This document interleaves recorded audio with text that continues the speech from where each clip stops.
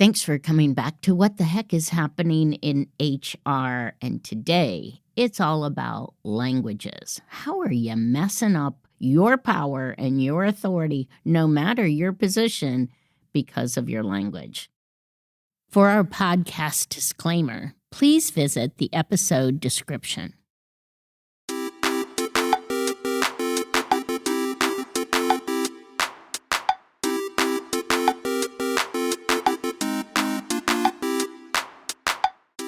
Thanks for listening to What the Heck is Happening in HR. Today we're going to talk about languages. I want to give you phrases and words to avoid and perhaps how to even replace them. I don't want you to become a robot. I mean, you're certainly not going to be AI, even though your avatar may look that way.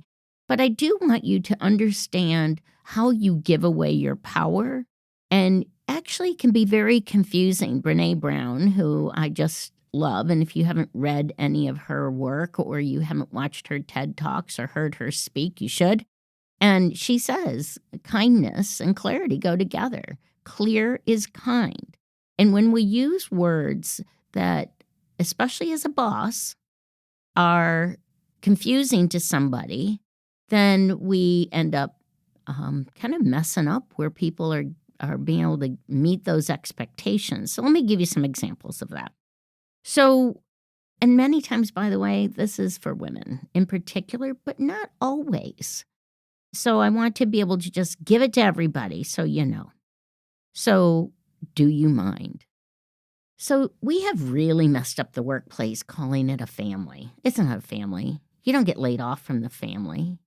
You don't end up getting paid by the family. I can tell you, coming from a family business, it was rare to be paid for it. I had a roof over my head, But the words, do you mind?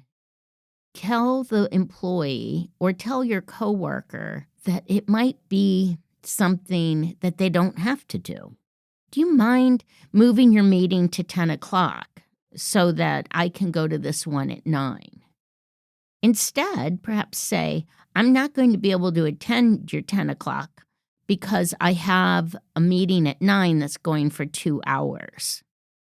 They now have the choice whether they wish to have that meeting or move that meeting. And their response is going to tell you something about that. This is one I used to do a lot and still catch myself doing once in a while. Will you do me a favor? It's not a favor, it's work. And so if it's a favor, would be, can you give me a ride home after work? Can you drop me at the mechanics after work? That might be a favor.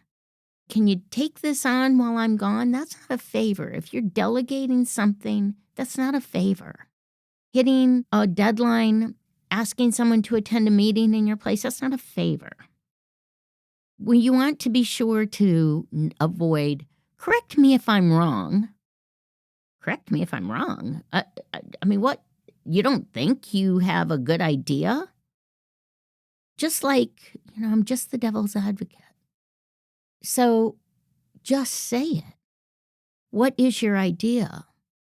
They will correct you if they're wrong. It's sort of like saying on your resume, references available upon request. Well, of course they are.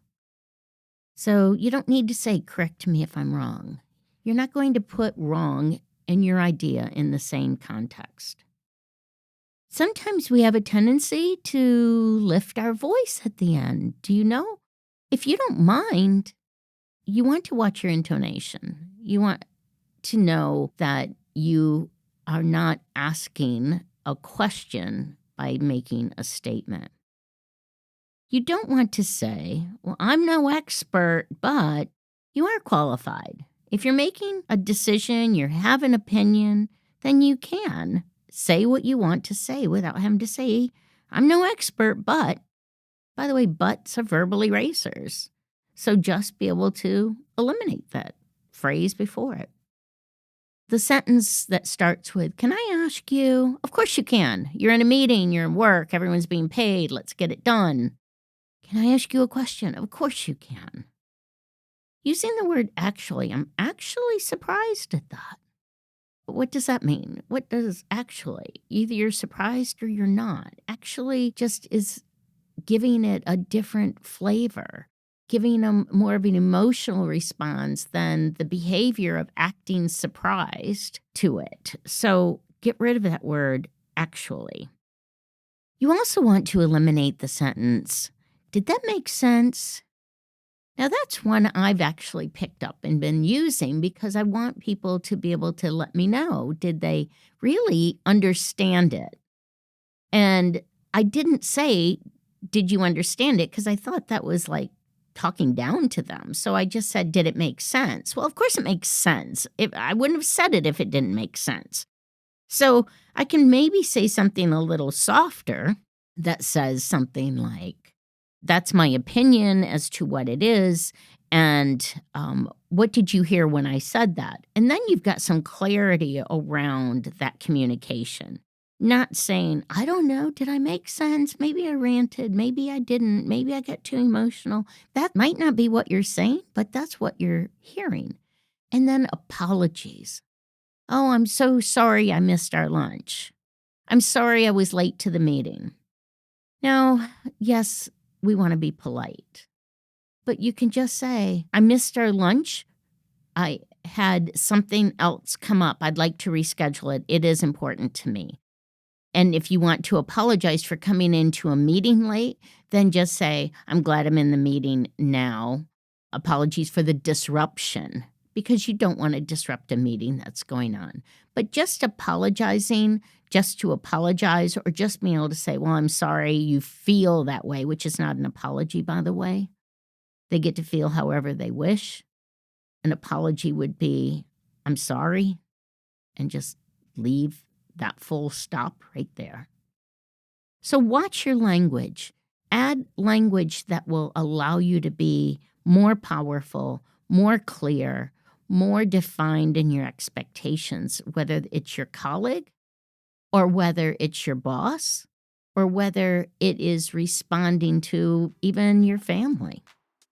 What I can let you know and be very clear about is that I expect you here on Monday mornings listening to our latest episode of What the Heck is Happening in HR. Please subscribe so you don't miss one episode.